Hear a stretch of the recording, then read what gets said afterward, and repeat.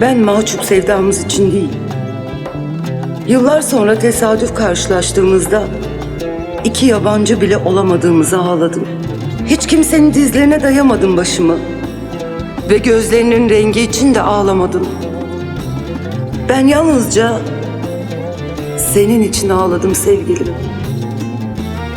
Zor günlerimde olmadığına değil, neden yanımda yoksun diye sormadığına ağladım.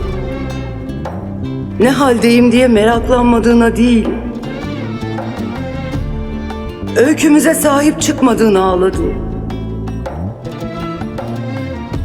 Karanfiller dökmediğin yollarıma ağlamadım. Mutlu ol yeter derdin ya, bu da değil. Aynı yastığa baş koyamadığımız için ağladım. Her aradığımda bulamadığım için değil, her bulduğumda kaybettiğim için ağladım. Hayatım yıkıldı senin yüzünden, özrün daha büyük kabahatimden.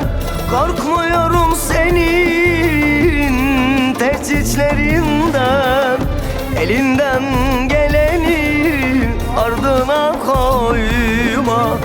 Korkmuyorum senin tehditlerinden, elinden geleni ardına koyma. 17 yaş heyecanımda olmadığım için değil, geç kalmış dönüşün için ağladım. Aşkımıza mahkum kalışına ağlamadım. Başka bir gönülde oluşuna da değil, sevdamızın özgür olmadığını ağladım. Pembe panjurlu evimiz olmadığı için değil, baharda bir tomurcuk içinde açamadığımıza ve mutlu yuvamızın bahçesinde koşan yavrularımızın olmadığını ağladım. Ben mahcup sevdamız için değil, yıllar sonra tesadüf karşılaştığımızda iki yabancı bile olamadığımızı ağladım. Genç yaşımda seni kaybettiğim için değil, aşk öykümüzle yaşlanamadığımız için ağladım.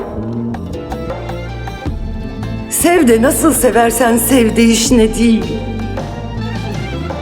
Ellerimi uzattığımda boşlukta kalışını ağladım. Hayatım yıkıldı senin yüzünden, özrün daha büyük kabahatinden. Korkmuyorum senin tehditlerinden, elinden geleni ardına koyma. Korkmuyorum senin tehditlerinden, elinden geleni ardına koyma. Hani hep korkardın ya, bir daha aramazsan, sormazsan diye.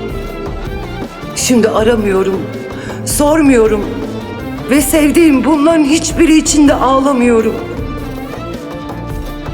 Beni bu köhne dünyada unuttuğuna ağlıyorum sevgilim. Sen beni unutmuş olsan da artık ağlamıyorum. Ve sevgilim, bir gün ölürcesine ağlarsam eğer, bu senin beni unutmuş olduğundan değil, benden habersiz ölümünden olur sevgilim. Ölümünden olur sevgilim.